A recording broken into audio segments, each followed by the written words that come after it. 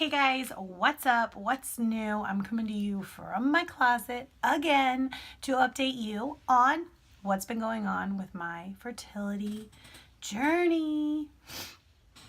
So, what's been going on is we went through a cycle of injectables coupled with letrozole, and we did not do an IUI, and then we did progesterone. This is just a little preview of what the shots looked like, what my little cute carrying case looked like. This is actually a shot. It's the Follistim pen. It's very easy to use. I will tell you I was freaked out at first, but once I used it, it was no big deal at all. The needle goes right on there. The medicine goes inside, and I only used like one vial, so it's pretty easy, and you just store it in the refrigerator. Those little pink things were the needles. They're very simple to put on the end.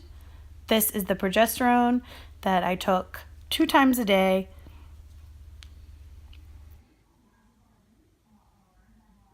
So that ended last week when I started my period. And during the end of this cycle, I guess my doctor was like, if we think you're going to start your period, no. Scratch that. If you actually start your period, then we need to talk about possibly removing a very small polyp, like 1 millimeter or smaller, very small. And he saw it when he did the HCG test, like way back, like, I don't know, 6 months ago. And we saw something that might be it. But he was like, a lot of times people go on, they get pregnant, it doesn't affect them, something this small. But on the other hand, now that it's been a few months, we've been working together, we've been trying all these things, and nothing seems to be working yet, we should probably go ahead and have this removed. So the procedure will be like a DNC where they just go in and kind of just go up in there and scrape everything out, and they'll remove the polyp, which he described to me as, I looked it up online, described as like a skin tag. Yeah. So very, very small, and hopefully that will help. Another side note, but way back before I had McKenna, I had really bad endometriosis. I had cysts. I had like one ovary and tube that was like twisted all up. And my doctor went in and fixed all of that. And then 6 months later, we got pregnant with McKenna.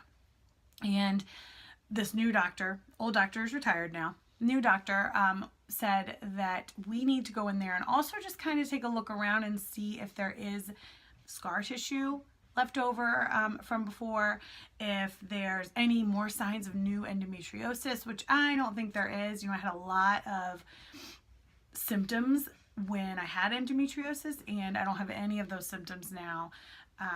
But it's probably worth it to just go in and let's look at everything. Let's see what's going on, get a better picture. I do think there's scar tissue, but what am I, like a psychic? That's just my gut reaction. And we actually did ask a psychic about this, and they were like, yeah, you probably have scar tissue. So that's like another video, talking to psychics. But yeah, so I think there's scar tissue. Hopefully this procedure will just go in there and fix everything up, and then in a few months we'll be pregnant from then. But I had a weird feeling towards the end of this cycle that I wasn't pregnant, so I was kind of like, okay, like I know we need to probably do something with this polyp. Like I was already looking ahead before I started my period, so it wasn't too devastating. Plus we just got back from a wedding, and it was kind of nice to be able to drink, and I don't know, I'm trying to be really positive and look at the more positive side of things right now. Now that doesn't always happen. It's really hard on a fertility journey, which is why I'm sharing my journey with everybody and with like lots of people, is because it's weird, it's hard. It can be devastating to go through all of this. And right now I'm just like literally today, right now, I'm trying to have a positive mindset and outlook. Another positive side of this is that, well, let's turn a negative into a positive. So a negative side is they cannot get me in for surgery until after Thanksgiving. And today is the 24th of October. So that's like a month out. And I could be very upset about that, but I understand. And actually it's kind of like relieving to just have like a month off. Like a month off of like no injectables, no weird hormones, no like crazy mood swings. And since I'm also working on my fitness journey, which is other videos that I record on this channel, I feel like there's really no excuses for me not to be on point the next 3 to 4 weeks of my fitness journey. Speaking of that, that was my stomach growling. I don't know if you heard that, but it's almost time to eat. It's 8:54. I'm trying to wait to eat till 9, otherwise I just get hungry like throughout the entire rest of the day. So I'm sipping on my coffee right now, and then I will eat breakfast in a few minutes. But I really wanted to pop on here and share kind of where we're at with you. I feel like there's no way I could just like leave this channel and not finish this journey. Like I'm going to be filling you in until we get pregnant. So it could be years. Hopefully not, but it could be years. I was going to record a lot of footage. I really didn't get much from this whole month.